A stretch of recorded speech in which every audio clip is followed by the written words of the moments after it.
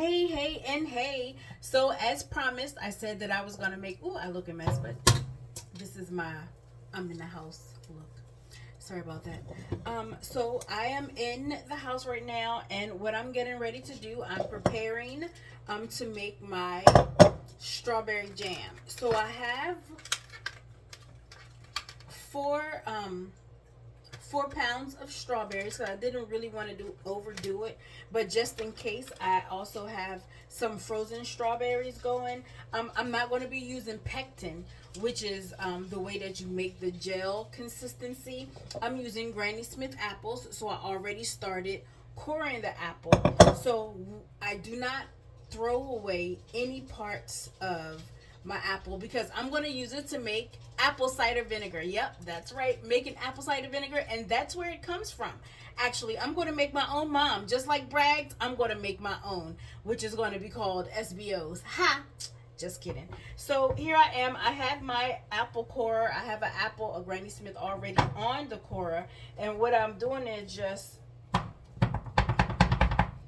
a quick and easy way to kind of make sure that it's cut properly. I'm just properly cutting it, and once it's done with this little handy thing, it really makes life easy.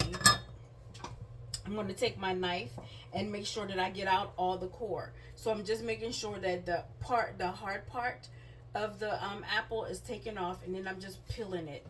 And I'm peeling it, and with my the peeler that I use, it kind of makes them uniform, which is good, except for my cutting isn't that great.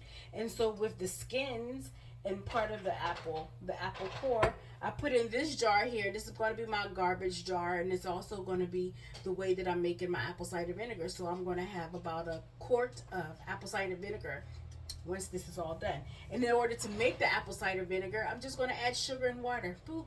There it is, and I'm going to let it sit for 30 days, and hopefully I have a good product. So that's what I'm doing now. So I'm just making sure that I take all the skin off of the apple because I don't want that part inside my jam. And again, apples are high in pectin, so this is a good way if you don't want to use too much artificial things in your jams. You can always just add an apple or something that has high pectin naturally all by itself, which apples do. And I'm just going to add a nice texture and flavor to the apples as I go along. So right now all I'm doing is cutting, and then I'll be coring my strawberries as well while I'm doing this. I always say that things are really, we have to see the signs and use the signs. And, with the way that the food shortages are going, I just thought it would be something really, fun and, different. Instead of going to the grocery store every week or however long you go to the grocery store, if we would just learn how to preserve our own, learn not only to cook our own, but to just keep things here. So whenever you find a big sale or something that you can be like, oh, I can get that, like packs of chicken, meats, or like vegetables, fruits and vegetables are really good to can and to preserve. I think it's a good idea for us to start looking in ways that we'll have food security pretty much. And then there's another way to just bring families together, say if someone needs a helping hand. So that's what I'm doing, and I am also doing this thing where I'm prepping as well. So when I go to the grocery store, I'm really big on getting canned meats. Not so many that are like high in salt and all that other stuff, but I know that things that will keep, like tuna fish, canned tuna fish, especially the ones that's in water, is really good because you can always use that to kind of, there it is. You can always use the canned tuna fish to drink the water, that's hydration, and to also eat the tuna, which is protein. Eat a whole can and start living like that. So these strawberries, I'm just rinsing over. I don't want to soak them in water because they tend to take on whatever they they soak up a lot of water. So I'm doing it one at a time, but what I'm doing now is just making sure that I core them, peel them, and put them in the Well, I don't have my chickens here, but you know what I'm saying. So I have a garbage bowl right here, and all I'm doing is taking out the stem and the core of the strawberry, and then I'm cutting it up. I'm quartering the strawberry, and these have been washed off. So there we go. Just halving it. In the meantime, that was a nice looking one. I'm going to be, once I get my saucepan going, I'm going to be putting these in a pot, and I'm going to be kind of, I'm going to take my masher, my potato masher. I'm going to use it to kind of make these a little bit more ready for my pint jars. If you find one that's a little bit yucky, just cut it off. It's okay. We are going to be using every part or most of the parts of the strawberry anyway. Don't worry about how they look so much as making sure you get the core out of it so it's not so chunky. And I do like strawberry jam, so that's what I'm doing.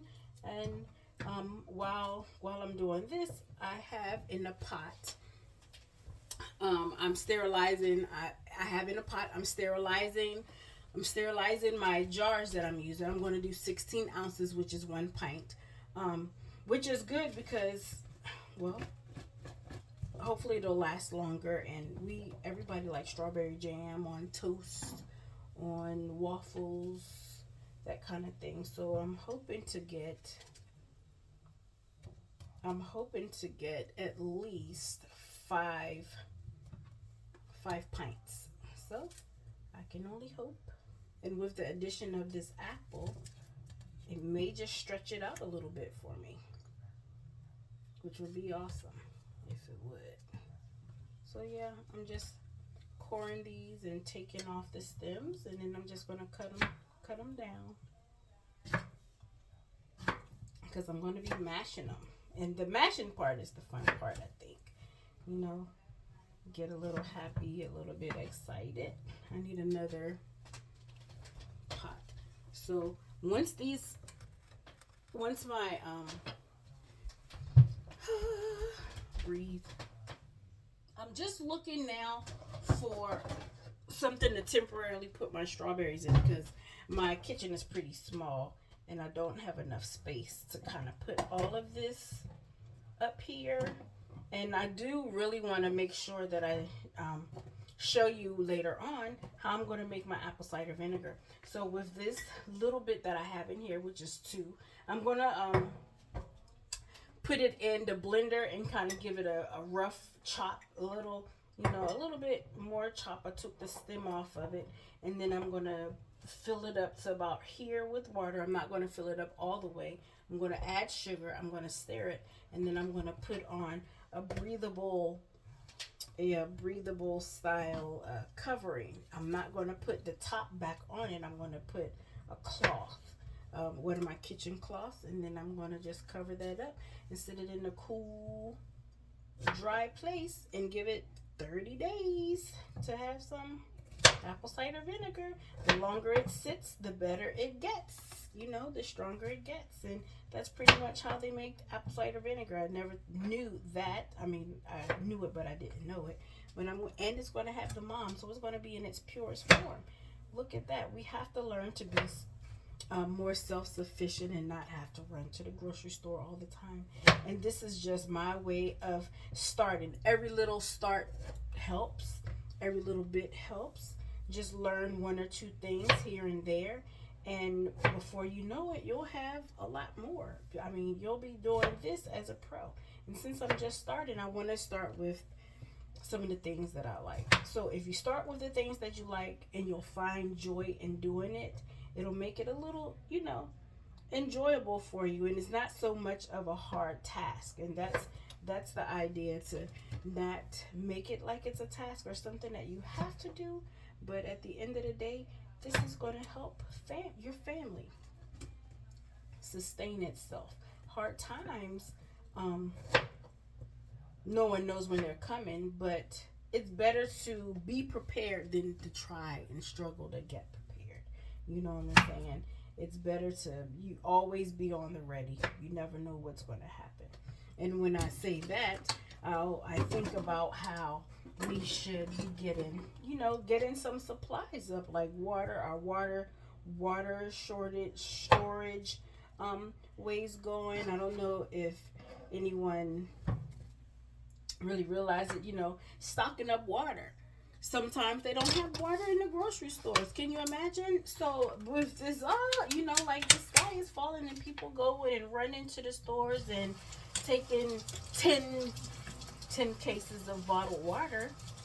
First, it's all of that use, the overuse, the environment. We're really hurting the environment when we do that. But let's find other ways to get water. So I have a water filtration system that I just purchased. It's called a Berkey. It's sitting right there actually. Oh, is it on there? Yep, you can see it. It's not put together, but I will be putting that together shortly. I guess when I finish this, I better get off of it and start.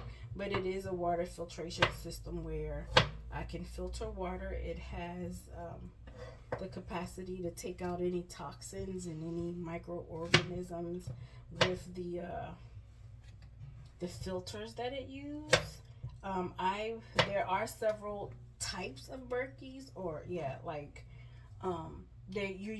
usually see them with the silver, like the all-knowing silver the one that they have, which is nice, but I thought I wanted to get the clear one. Is called Berkey Light because I want to be able to see the water as it filters through, and I want to see the sediments that it's going to be taken away for me.